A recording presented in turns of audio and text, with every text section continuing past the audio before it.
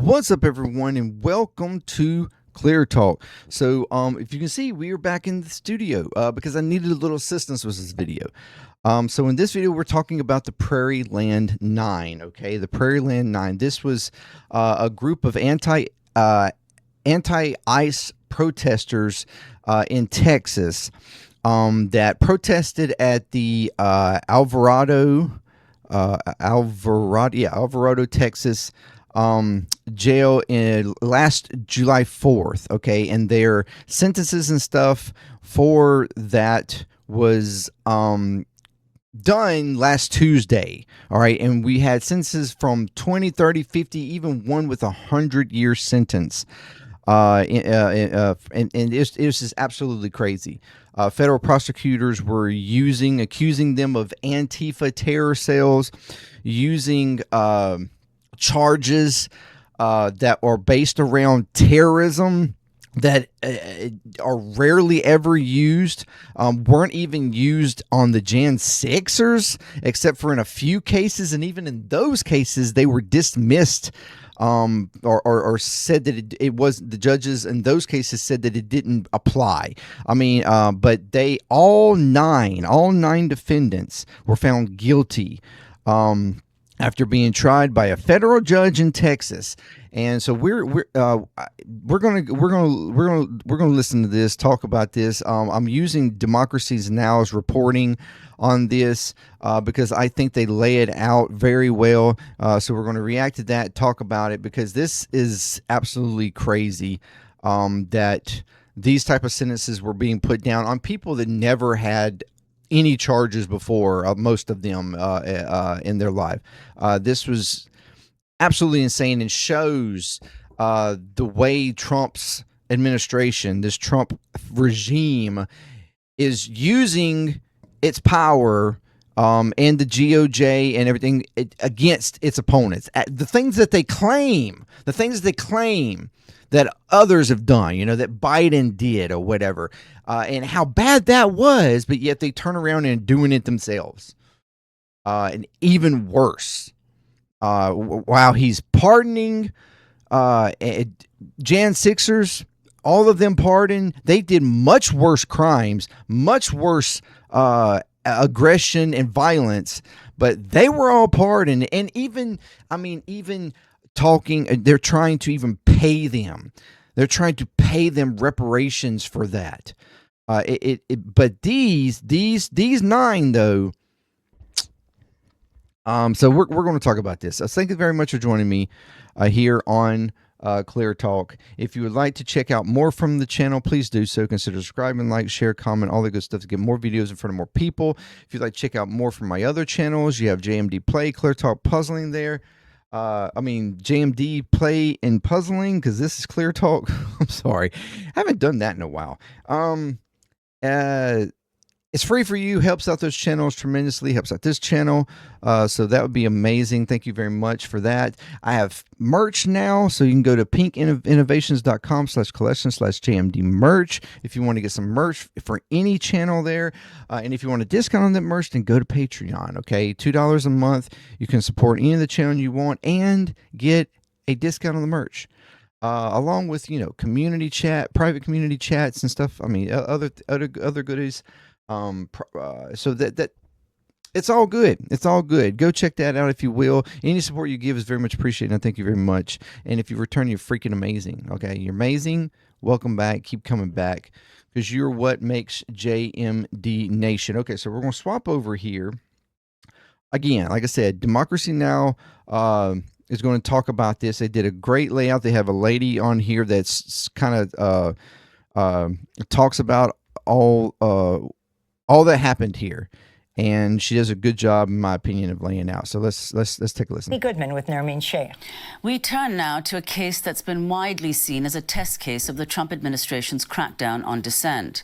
On Tuesday, a federal judge in Texas handed down unusually harsh sentences ranging from 30 to 100 years to a group of anti-ICE protesters convicted of terrorism charges in March.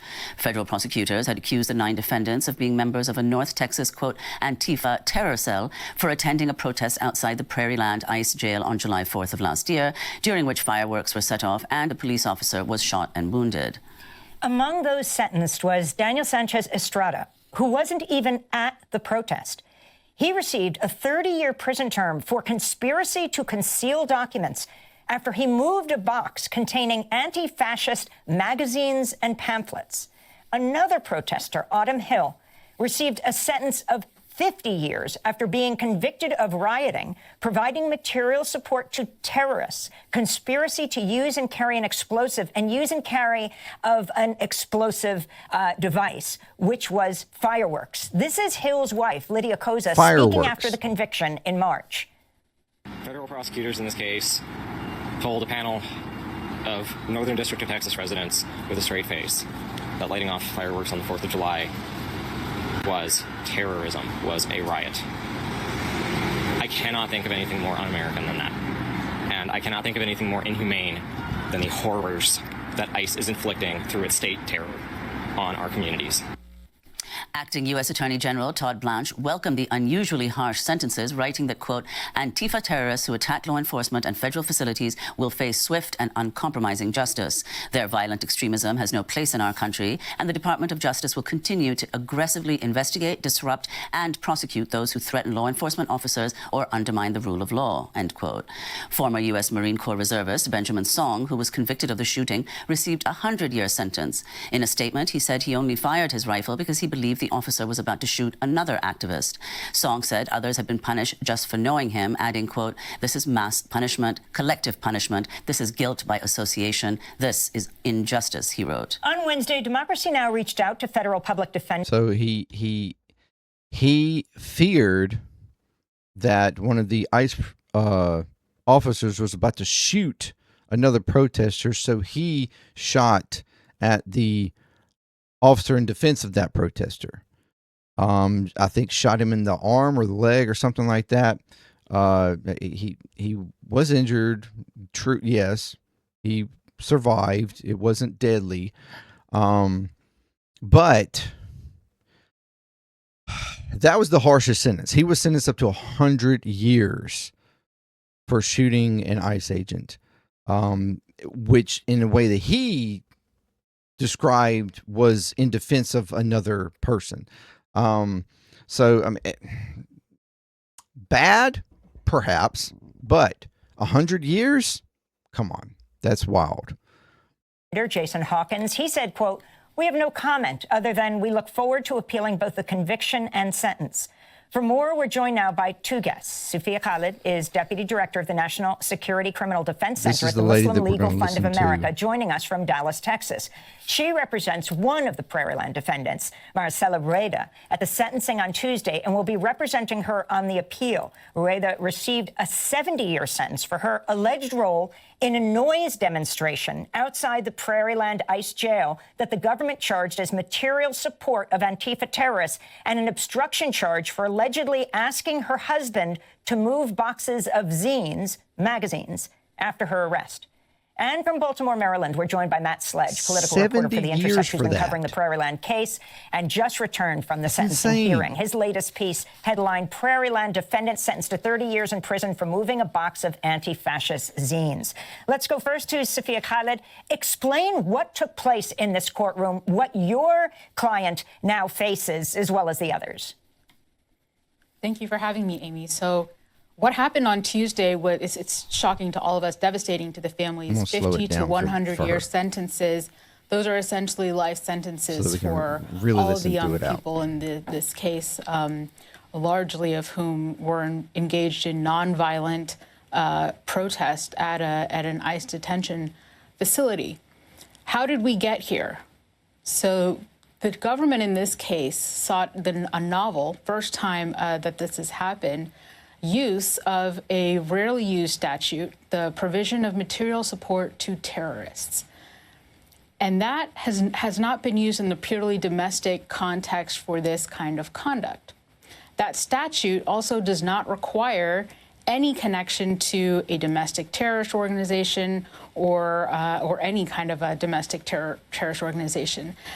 When the government sought prosecution under this statute, they sought to seek a very dangerous precedent that now they allows them to target any American engaged in protests that results in even the most minor damage to property destruction. Any American can be targeted that way now. It does not require ties to Antifa or to any domestic terrorist organization. It just requires one of these underlying statutes. That's a dangerous precedent, and what allowed them to stack these charges so high on Tuesday. On Tuesday, what happened is the federal and that's absolutely crazy for one. So you're saying they're using a statute where they can charge you with terrorist-like accusations when you're not even connected to any kind of quote-unquote terrorist organization. And you know why they're using that? Because they've been trying, they declared Antifa a terrorist organization, but it has been widely reported and understood that there is no organized organization. Antifa is not any kind of organized organization. Okay, it's an idea. All right, Antifa, and it's kind of misunderstood by a lot of people. Antifa just means anti-fascism. It's just short for anti-fascism. It's people with the idea that we're not going to accept fascism, and they're protesting against that. It's not some sort of massive organization with incredible scheduled out things or something like that. These are just people that come together to protest against fascism. And that's what's crazy, is the fact that the government, we're not supposed to be a fascist government, and they claim that they're not a fascist government. All the defense of MAGA and everything defends. How dare you say that Trump is a fascist? That's crazy. He's not a fascist. This administration is not a fascist. We're not fascist. But yet you are purposely going after people who are protesting in the name against fascism and trying to deem them as terrorists. Okay? Deem them as un-American. Deem them as evil. I mean, that in itself is just like simple, easy to understand. Like,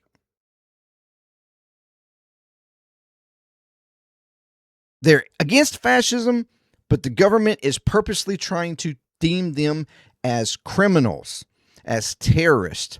If that isn't blatant, why would they defend them? If they were not fascists, why would they be so mad at people that are protesting against fascism?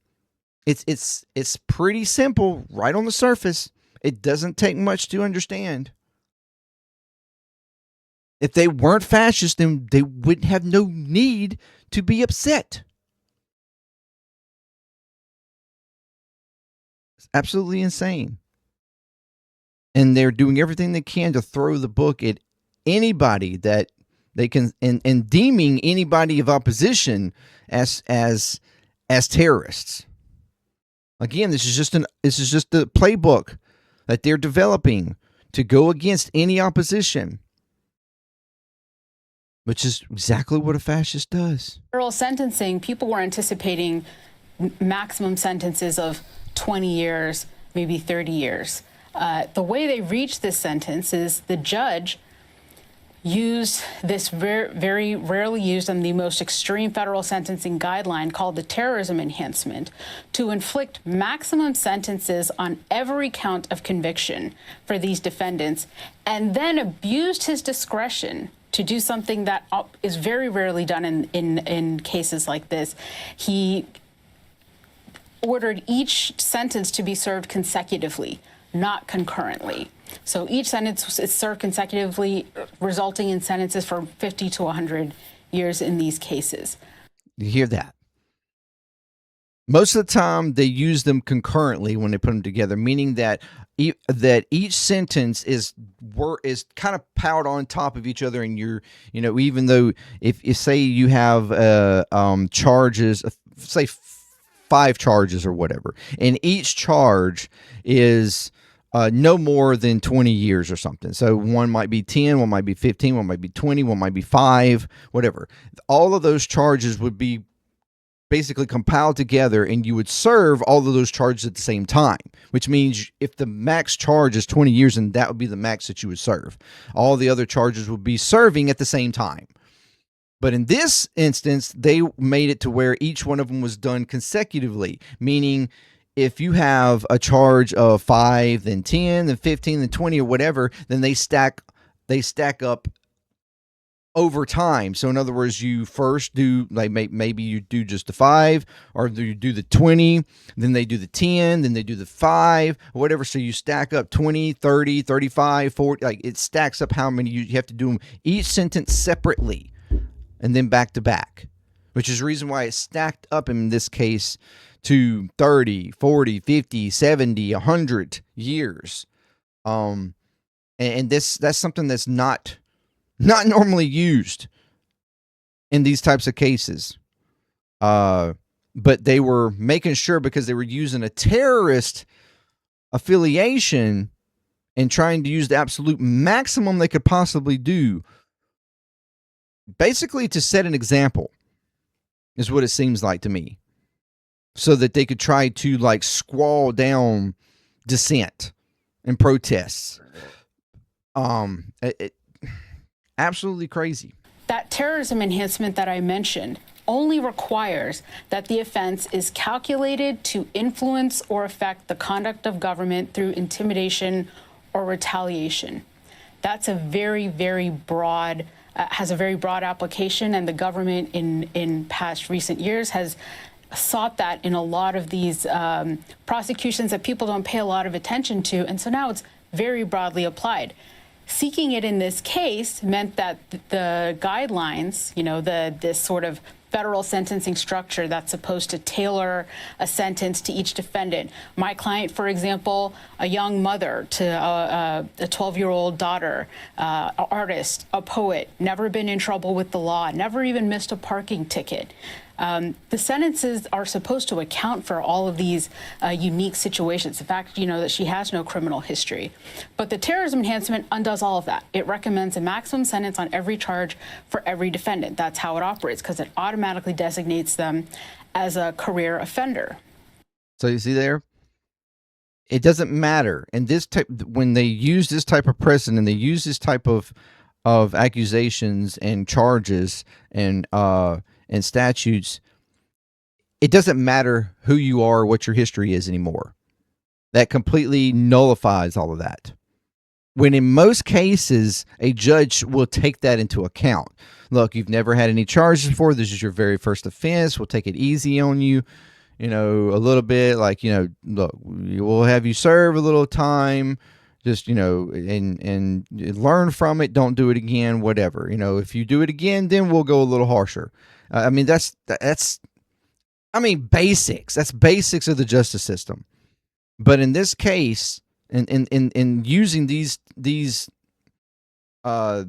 outline that the federal prosecutors are charging with, and statutes that they're charging with around terrorism, it completely nullifies that.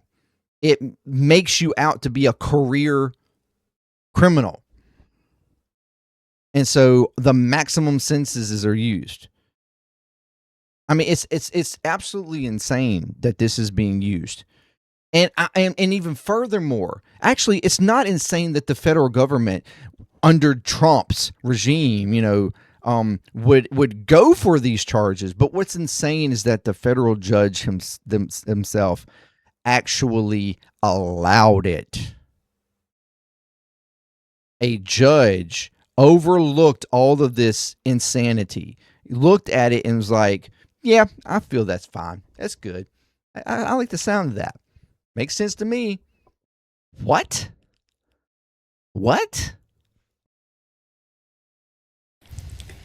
It's particularly abusive in this case, though, because it results in a significantly unwarranted sentencing disparity in the United States amongst defendants that have been convicted of similar conduct.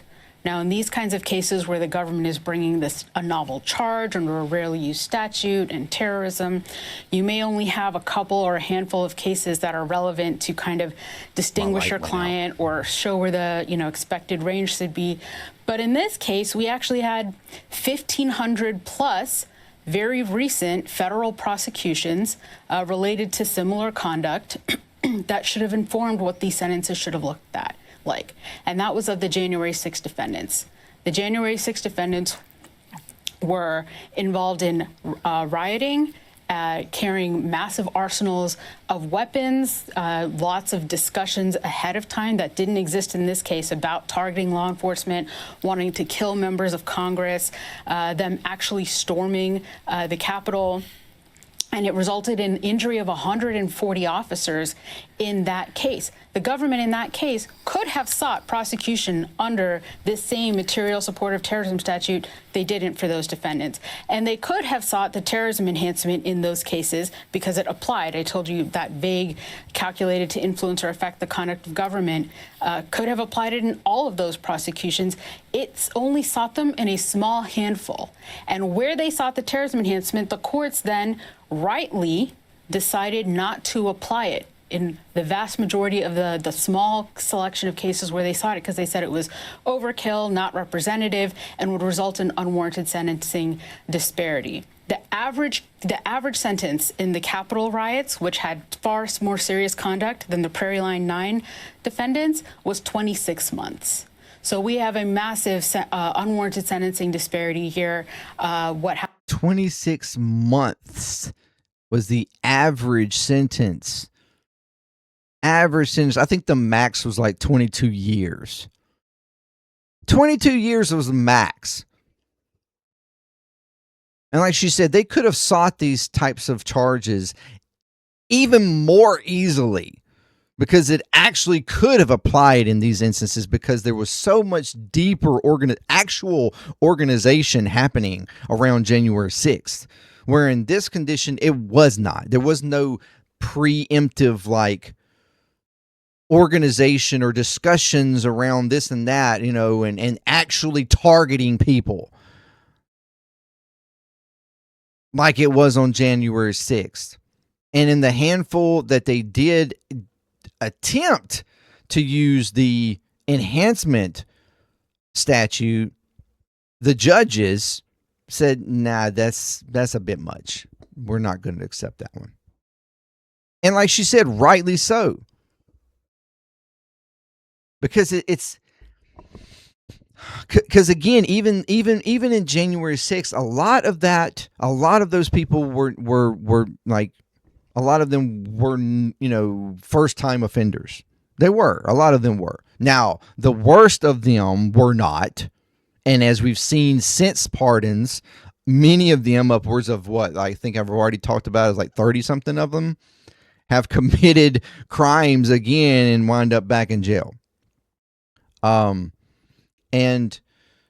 yet again, not only, the average being 20 something months, that's insane. That's two years average sentence.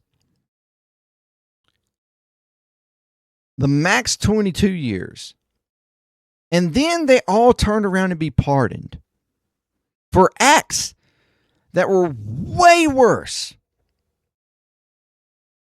Injuring and killing federal officers, like absolute destruction of property, a federal building at that.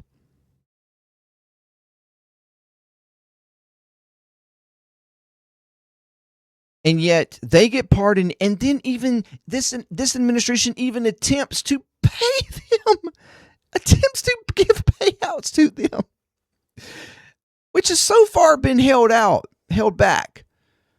But they're trying to pay them. Talk about paid agitators. Talk about, paid protesters.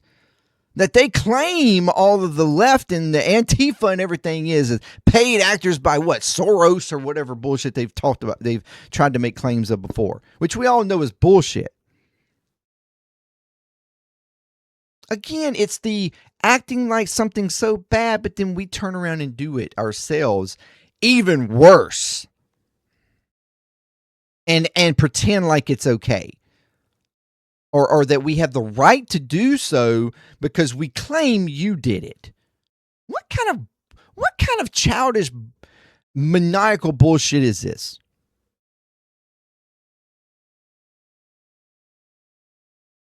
It's absolutely insane. But this is what they're doing. This is what they're trying to do. In addition to all the things the stuff like I talked about Saturday with the what was it? Oh, around the religion stuff. Trying to target using religion. Trying to target using other means.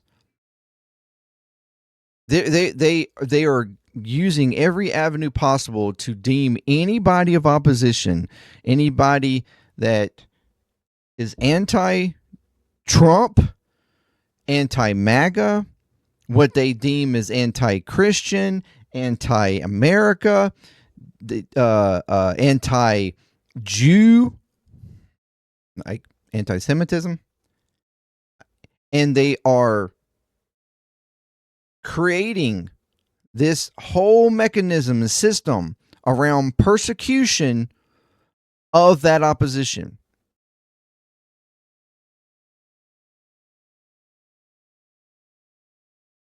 Through religious means, through the judicial system, through the electoral process. I mean, even through citizenship, they're trying everything they can to oppress and condemn and persecute and criminalize anybody of opposition to them. And yet they argue that they're not fascist, that they're not authoritarian, that this is not an attempt at a dictatorship. Happened in the court in Fort Worth, what was unconstitutional and should concern everybody in this country in the direction that it is taking us.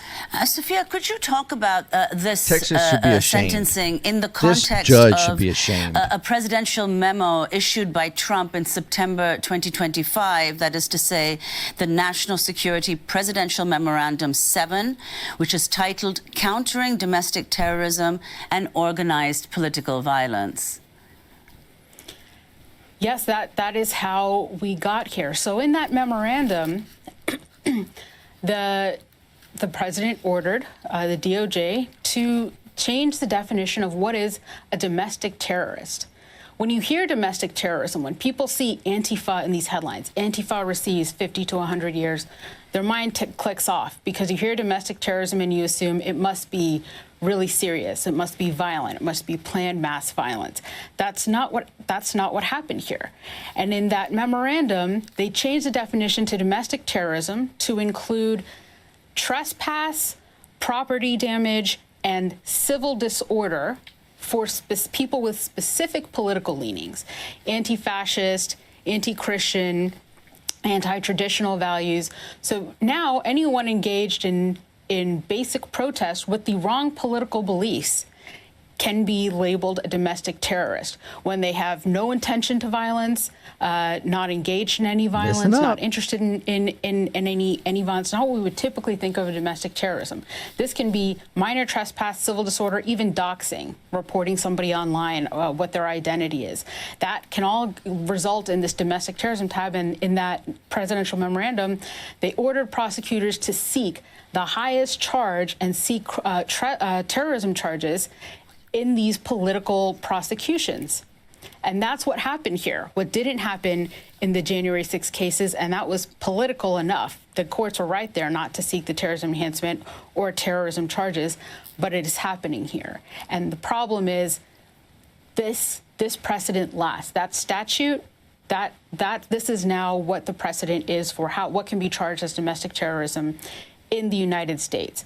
The administration changes every 4 years. So this will be applied to both sides. So it concerns every American. If you're left, if you're right, if you're in the middle, this concerns everyone. A government that punishes its nonviolent critics 10 times more harshly, actually, in this case, 30 times more harshly than its violent insurrectionist supporters is not a democracy in any meaningful sense. I want to bring that sledge into the conversation. Exactly.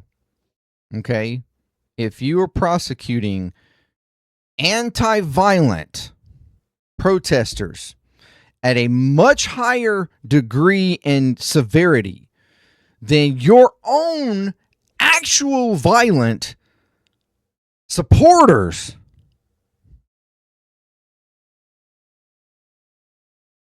again, like she said, you're not in a democracy anymore. Because the justice system is not being used equally. It's not being used fairly. It's a pay to play, or it's a kiss ass to play.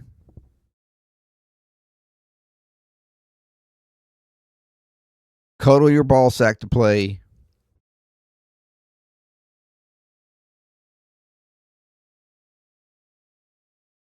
Which we already knew it was pay to play. We already knew there was tier issue in the justice system where the rich could get off on stuff. All you had to have is enough money and you could get lower sentences. You can skirt by the laws. We already knew that, but now they have turned around and made it to where, if you don't agree with us, if you don't have a specific political leaning, then you're also not going to get equal and fair representation in justice and in sentencing. You will be prosecuted harder just because you don't like us. That's what we got to. Rich or heavily politically motivated to one degree or the other. And like she said, this is setting a precedent for either side that could be a problem. Because if by chance, even though MAGA and the Republicans keep posting up all this about the next 15, 20 years is all going to be Republican because it's going to be this one, then that one, and there's nothing you can do about it. Just so happens that does not happen, and a Democrat or anybody to the left gets in power, then now they would have that precedent to do the same thing. Now, do I think that they actually would? That's a different question. Because there's a chance that they wouldn't. I mean, there's a chance that they would go after those that are actually need to be going after for illegal criminal acts that this administration has clearly done. But I'm talking about actually having sentencing and prosecution being done fairly, no matter what your affiliation is. I would have a better feeling about, not to say, again, it's not 100%, but I would have a better feeling that a more liberal leadership would have less intent to carry out and use the justice system in a way that would be considered as unfair as this is. Like literally prosecuting and having sentencing targeting opposition harder than support. That's all I'm saying. But nevertheless, And maybe the right people on the right understand that, and that's why they don't fear it.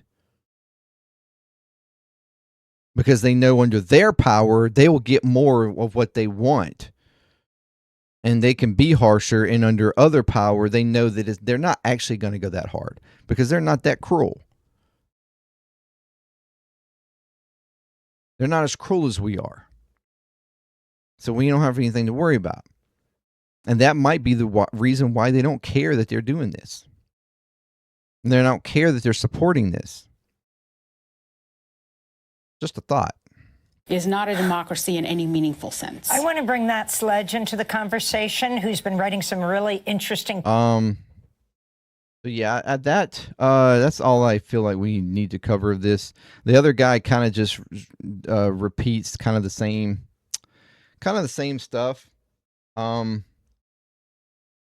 I mean, this is the problem. This is the problem. We have an administration going after its opposition, using sentencing, targeting, to maximize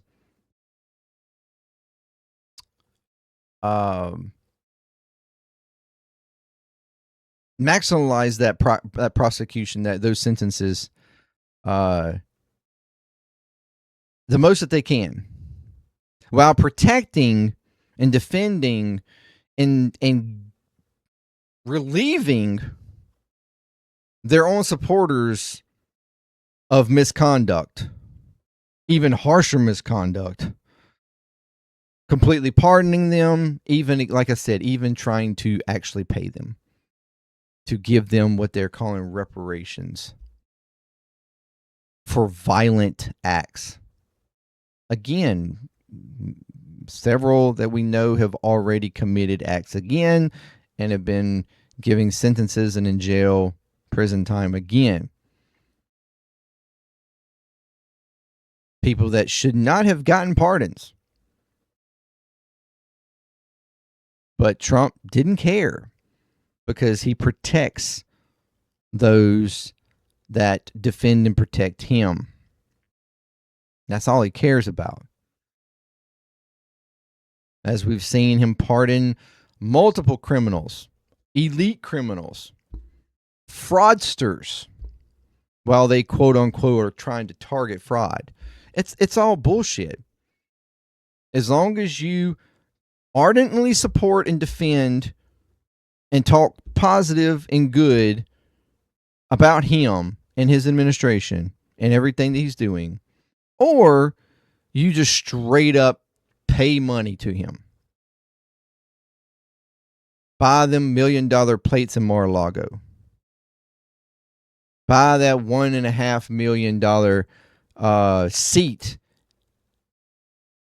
at his UFC fight on the White House lawn. Those kinds of things get you benefits, get you protection.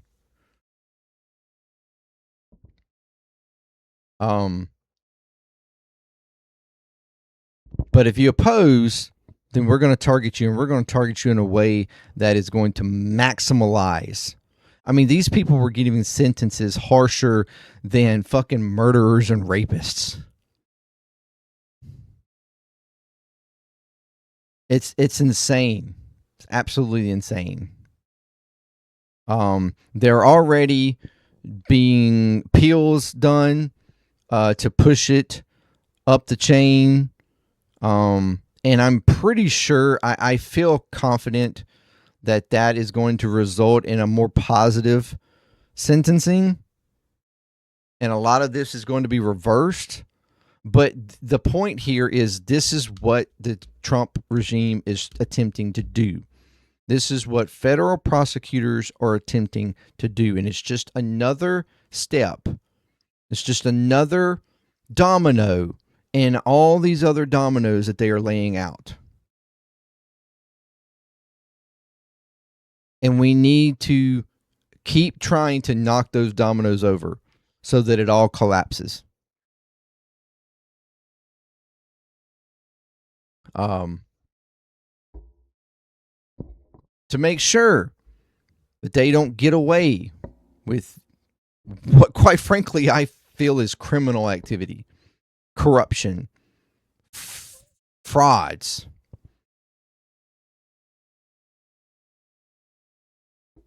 And yes, whenever the power does shift and change, I hope that they go after them. I do. I hope they go after them, because and it's done fairly, with actual criminal charges of the things that they actually did, not any kind of bullshit stuff. Let's go for the stuff that they've done, and make sure that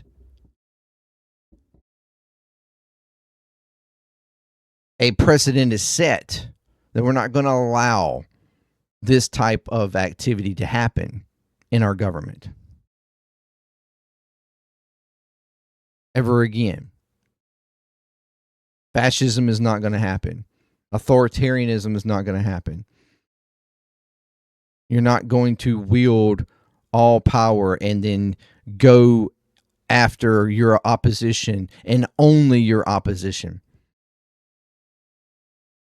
targeting them for criminal acts, deeming them evil and anti-America, anti-Christian, hateful people. Like, come on. Just the rhetoric that they use on its own should be clear and open as to who they are.